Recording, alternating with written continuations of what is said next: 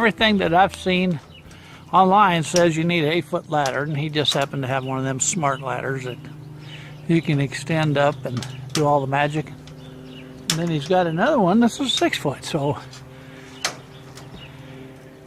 he was well prepared. And being this is 10 foot high, or thereabouts, a little over, he's using that 8-footer to get up there to the extra screws that's been put in, and then of course the clips and all that. So we're making progress. As you can see, the walls are gone except for the back and the ceiling and the front and the rear. Yeah. Okay, well, that's where we're at, and we're making good progress. Getting there.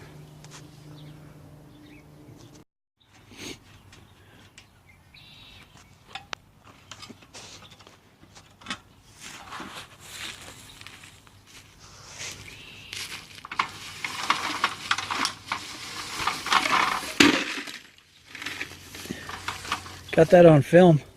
It's the only time. You just planned it that way.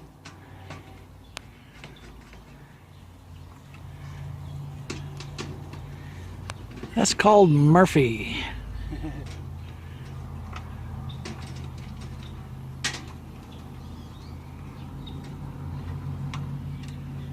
Listen up in the middle and see if we can get it down.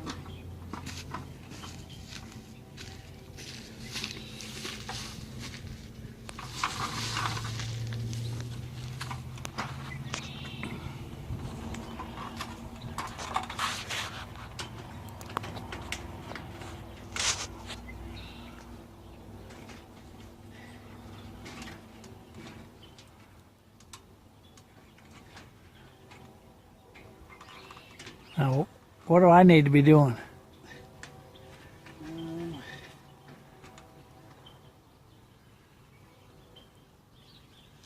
think we're doing all right.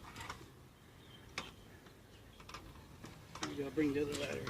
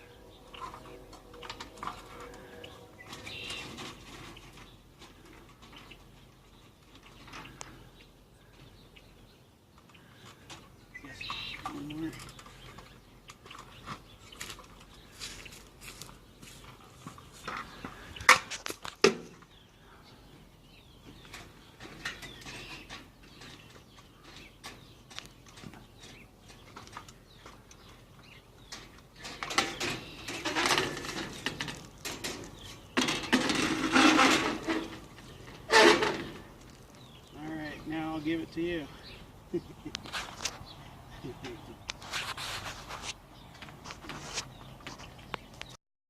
These 3-foot tables are 12 feet long, and they were custom built inside the greenhouse, 10 by 12, and oh, they were a booger to get out. But they're going to make some real nice grow tables on the inside of that 10-foot by 12 greenhouse, and there's plenty more. Now, this is probably not the most sophisticated way to store things, but we're about out of room here. These are the grow frames, the lights, all the lights that I have in my shop are actually set up to set on these racks, and these racks are built in a way to where bolts will secure those light fixtures, and you can adjust them up and down. And then there's just oodles and oodles of grow pots, and grow pots. We've got the a weed barrier material that was left from the project, from the commercial business that my friend had. And of course then there is a lot of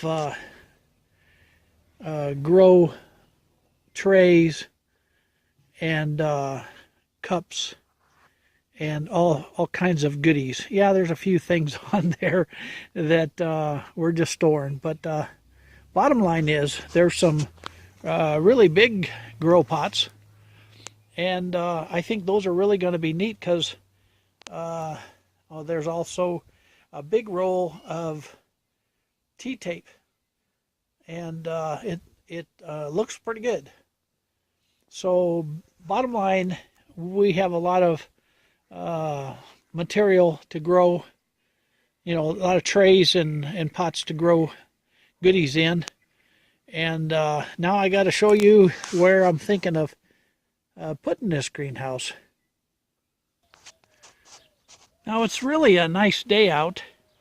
The sun is not out because of the overcast, and tomorrow it's supposed to be raining. I don't know that I'm going to get to my garden right away. So what I anticipated that today would be a good day for me to kind of rest up a little bit. Yesterday I rested, but old timer, sometimes you need 2 for 1. You need more than one day to rest up after you've put out a couple of weeks of hard labor. And so I'm kind of resting up a little bit, but I'm going to mow the lawn today. It's needing it, and if I get it mowed today, then it'll be just right for the rain that's coming. And so what I want to show you is this. No, not really the mess pile, but yeah, I've got to move these compressors and this stuff left over from when we added our gravel. And I'm going to put the greenhouse. This is my goal at this moment. And boy, I tell you what, I've changed my mind so many times, I might get it changed again. But I'm thinking of putting the back end right up against that shed. You'll notice I've got a power outlet right there, and that runs right on through my pantry shed where a lot of the food is kept. And then it'll run out towards where I'm at, 12 feet. And when it comes out here, it's 10 foot wide. And that shed you're looking at, I'm guessing it's 8 foot wide, or maybe just a little more. So it's going to stick out just a tad. What I'll do is I'll put the corner of it right at the corner of that shed and the shop. And then I'll run it out. It'll probably stick out a little, kind of like what my Chevy pickup is doing out there. And then it'll run out my way, and it'll be facing the east, so the early sun will be hitting the end of it. And then on the south side will be exposed to the southern exposure all the way towards the west, and that will give it a most of the day, and then late evening it'll get some relief. Now, I'm planning on just starting seeds and starting plants in there, so it's not like I'm going to run all year long. That's not my plan at this moment. In fact, if it is, biggest plan is getting him moved, and then planning on getting the foundation set up. That's going to take some time, but we've kind of accumulated a bunch of stuff here. Like right there's our table saw that found a home right there, and it's a good place to hide it from the wind. So, and then yeah, I've got a barbecue pit. Got to get that out. And so today is mow day, and that's where I'm headed. But I wanted to share this with you. Okay, this is where we're planning on putting our greenhouse, and I am going to take a couple of days to catch up here at the home place, and then I'll probably head over to the other property and get some more of the planters, and you know, and then by Friday I'll probably get back on the greenhouse. I don't think it'll take much more than a day. If my boy and I get over there early enough, I think we can get the greenhouse taken down in sections. That's what I'm hoping, that we can do it in 4 sections, and then the foundation. And if we can do that, we can move the rest of that thing in one day. We'll see. It's hopeful thinking, and that's my best guess at this time. So for all you folks out there, that's our plan at this time. Plans do change. From Sand Hollow Homestead, I just want to say again, thank you for your support. Thank you for subscribing and liking our channel, and share at opportunity. And God bless you all, and have a good day. Looks like it's going to be a fair one, at least here in Sand Hollow, Idaho. Bye now.